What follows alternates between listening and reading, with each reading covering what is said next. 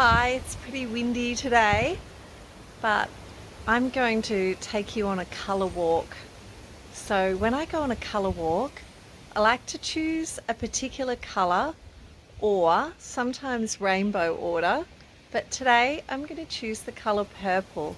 So everywhere I walk, I'm going to be looking for cool things in the colour purple.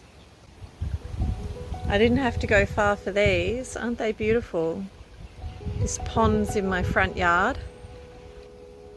Okay, moving out of my front yard now, heading off down the street looking for purple.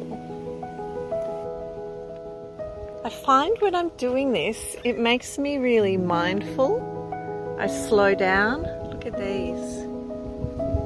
Gorgeous. So instead of being in my own head, my own thoughts, worrying about things, stressing about life, it actually helps me to just enjoy nature and the world around me. Get out of my head. Wow. A whole lot of purple along the front of this house.